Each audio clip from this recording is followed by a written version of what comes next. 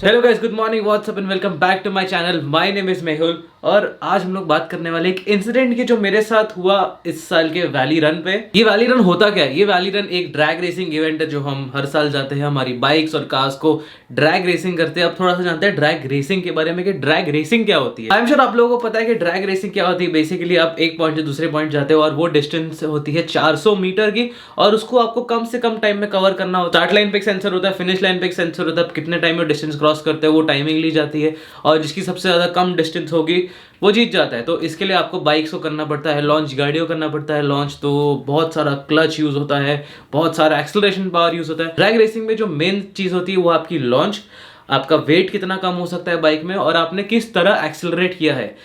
But मैं बोलूंगा कि मेजरली लॉन्च वाला सिचुएशन होता है। तो आपको चाहिए कि आपकी बाइक या गाड़ी स्टार्ट लाइन से जितना हो सके उतना फास्ट निकले, बिना कोई व्हील स्पिन किए, बिना कोई पावर लॉस के। इस चीज में हम हर साल पार्टिसिपेट करते हैं। बट इस साल क्या हुआ, जब मैं पहुंचा, मैंने अपना बाइक लॉन्च किया, first run was phenomenal. I think मैंने 10.1 सेकेंड्स मारा, विच इज, अगर आप विनर की बात करें तो विनर ने 10.0 सेकेंड्स मारा था जो थर्ड पोजीशन पे था और फर्स्ट प्लेस वाज 9.8। मेरा ऐसा प्लान था कि अगले रन में हम एटलीस्ट 10 का तो बैरियर ब्रेक करके 9.8 9.9 तक आ ही जाएंगे, क्योंकि जो मैंने फर्स्ट प्रैक्टिस मारी थी वो पूरी की पूरी अनप्रिपेयर्ड थी। बाइक प्रिपेयर्ड नहीं थी, टायर्स गर्म नहीं थे, एयर प्रेशर सेट नहीं किया था। ऐसी बहुत सारी चीजें होती है ड्रैग रेसिंग में जो आपको करनी होती है। मैंने कुछ भी नहीं किया था, बस ऐसे ही रन के लिए चला गया था। सो इस चीज में ना हमेशा मैं और अथर्व साथ में पार्टिसिपेट करते हैं मेरी ही ZX 10R पे। तो वो आया और मुझे बोला कि मैं जाता हूँ प्रैक्टिस रन के लिए। तो मैं बोला ठीक है भाई चले जा। और तब हुआ क्या, बाइक में से ये हो गया। अब आप ये वीडियो देखो।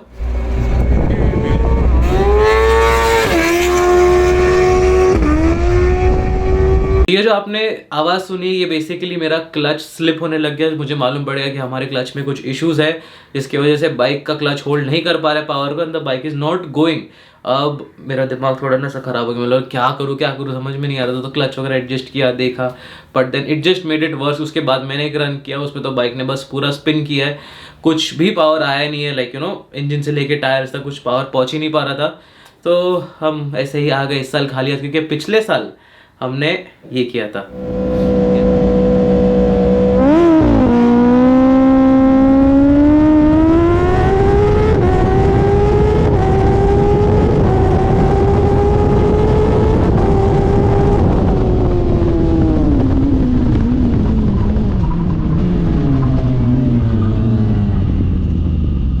We did a 10 seconds flat run जिसमें अथर्व फर्स्ट आया था। अब सिनेरियो ऐसा था कि हम बाइक को घर ले आए, अब देखना था इसमें इशू क्या है। So I sent it to Kawasaki. अब मैंने उनको बोला बताओ कि क्या हुआ है अंदर। सो दे रिपोर्टेड कि अंदर का सारा क्लच का कंपोनेंट्स खराब हो चुका है, जल चुका है।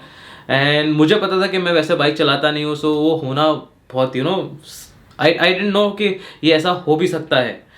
तो मैंने बोला ठीक है, जो भी मुझे बताओ क्या हो सकता है, अगर पॉसिबल तो वारंटी में डाल देंगे, अगर नहीं होगा तो we have to bear the cost. तो हमने देखा कि कैसा है क्या नहीं है और इसमें आ गया मुझे 55,000 रुपीज़ का फटका। तो इसमें कैसा था, आपने मेरा क्लच का पूरा plates, friction plate, steel plate, springs, bearings, उसका हब, उसका आगे का कवर, सब कुछ डालना था। अब ये डालने में मुझे कावासाकी से एस्टिमेट आया 45,000 का। तो आई वाज लाइक चलो ठीक है कर लेते। बट देन एक खुराफाती आइडिया जो हमें हमेशा आता है, मैंने ऑर्डर किया ये बार्नेट का कार्बन फाइबर क्लच। इसके जो कॉन्टैक्ट पॉइंट्स है जहाँ वो एक्चुअल जाके कॉन्टैक्ट बनाता है पूरे क्लच के साथ, वो काफ़ी बड़े हैं। उसके वजह से काफ़ी ज़्यादा पावर होल्ड कर सकता है and of course it is made of carbon fibre. तो वो बहुत ज़्यादा टेम्परेचर, प्रेशर और वो सब कुछ बहुत अच्छे से हैंडल कर सकता था। तो मैंने बोला चलो ये डाल देते हैं। फिर उसके बाद मैंने कांटेक्ट किया मेरे प्यारे दोस्त आशीष को। तो मैं उसको बोला कि भाई US में तेरे घर में मंगा ले, और परीश इंडिया आ रहा था तो मैंने तब तुम साथ में ले आओ। और वो करने में मुझे अप्रॉक्सीमेटली सिर्फ फ्रिक्शन प्लेट्स और स्प्रिंग्स पड़े 23,000 रुपीज़ के। यहाँ पे जो कावासाकी में बिल बना था वो था 35,000 रुपीज़ अलग। But thanks to Kawasaki, they did the job very well और मुझे अच्छा खासा प्राइसिंग भी दिया उन्होंने सारे चीज़ों का, और काम भी काफ़ी सही से हो गया। तो अप्रॉक्सीमेटली न्यू ईयर्स का टाइम था तो फिर सब कुछ बंद था, उनका भी वर्कशॉप बंद था। तो मुझे बाइक मिली अभी हाल फिलहाल में। और ये सारा करने के बाद अब आज वो दिन है जब मैं जाके बाइक लेने जा रहा हूँ कावासाकी से। चलो जाते हैं, बाइक लेके आते हैं और फिर देखते हैं कि कैसा चल रहा है। और ये मैडम फाइनली आ चुकी है हमारे पास। सीन ऐसा है, इसमें जो बार्नेट का क्लच इंस्टॉल होना था वो हो चुका है। And now we have a stage 3 carbon fibre clutch in this bike. का जो पावर आउटपुट है वो बढ़ेगा नहीं, बट जिस तरीके से ये बाइक पावर को सपोर्ट करती है वो काफ़ी ज़्यादा बढ़ जाएगा। मतलब जितना पावर बनाती है वो actually it will put down to the wheels and losses कम हो गई and all those good stuff. अभी मैंने इसको अब तक है ना हाईवे पे चलाया नहीं। This is like my first ride. ये मेरा आपको फर्स्ट एक्सप्रेशन और रिएक्शन पता चलेगा कि क्या है और क्या नहीं। And also these are my Grand Pitstop gloves. तो अगर ये जब जो दिख रहे हैं दोनों बटन्स है, इसको दबाओ तो यहाँ ऐसी लाइट चालू हो जाती है। गुड फॉर नाइट राइडिंग, थोड़ी आपकी विजिबिलिटी बढ़ा देता है। देखो दोनों पे है। So I kind of like this and thank you Grand Pit Shop for sending this out. इसका अगर आपको जो तो लिंक मैं डिस्क्रिप्शन में रख दूंगा, देख लो। सो इज बैक ऑन मायरा after a good 1 or 2 months I guess. And बहुत टाइम हो गया यार इसको चलाया नहीं है। तो थोड़ा सा पहले यूज टू हो जाओ end of course I can feel the difference. ये देखो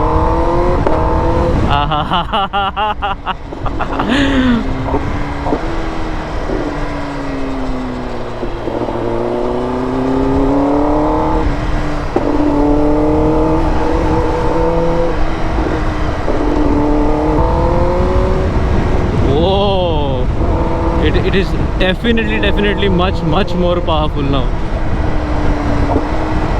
मतलब वो ना मेरे को बीच में जब पहले चला रहा था मेरे को ऐसा फील हो रहा था कि थोड़ा बाइक में ना पावर कम हो गया है, मुझे ज़्यादा खींचना पड़ रहा है। और अभी समझ में आ रहा है कि वो क्या ख़राब था और क्या हुआ था।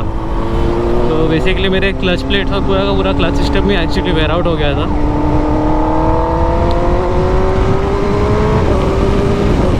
So I guess I can safely say the bike is back and it is more powerful and much more responsive than before and I'm just in rain mode।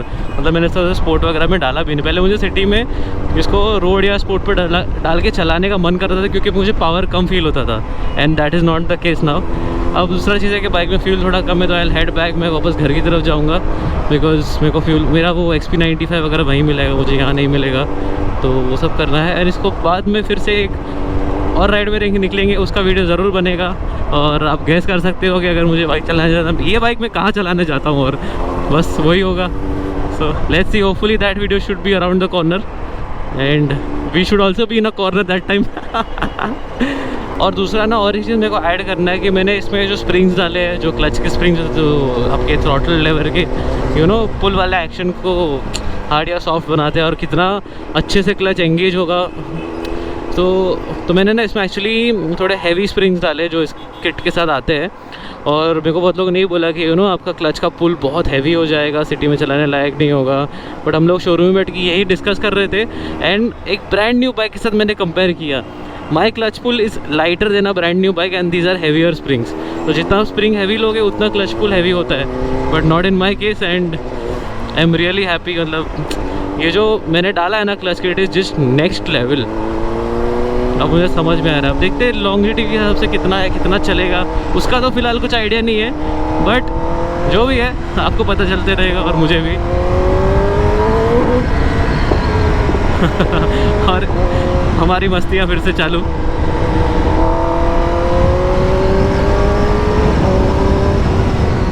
तो अब बाइक घर तो आ चुकी है और इसको मैं अब और टेस्ट करूंगा, एक लॉन्ग राइड पे ले जाऊंगा और फिर मैं आपको उसके बाद बताऊंगा कि एक्चुअल परफॉर्मेंस कैसी है। फिलहाल जो मैंने कुछ चीज़ें नोटिस की कि क्लच का एंगेजमेंट बहुत ज़्यादा स्मूथ हो गया कि मतलब आराम से क्लच एंगेज होता है और बाइक निकल जाती है, मतलब लॉन्च हो जाती है। मैंने प्रॉपर लॉन्च प्रैक्टिस अभी नहीं किया और मैं इस पर अब नहीं करूँगा क्योंकि मुझे थोड़ा क्लच को सेट इन होने देना है। दूसरी एक ये बात है कि जब आप नया क्लच डालते हो इट इज एडवाइज्ड कि आप उसके 1000 किलोमीटर बाद ऑयल चेंज कराओ क्योंकि पुराने क्लच का जो वोन आउट पार्ट्स होता है वो अभी भी आपके ऑयल में मूव हो रहा होता है या कहीं इंजन में फंसा होगा जो आप बाहर निकला होगा। So it is better to change the oil in 1000 kilometre. तो इस पर अब वो होने वाला है। इसके बाद हम उसे लेके जाएंगे एकदम लंबी राइड, मतलब संडे राइड वगैरह अच्छे से चला के देखेंगे कैसा चल रहा है। But initial impressions it is too good. Also मैंने और एक रन करके देखा, अभी आप देख रहे हो इस पे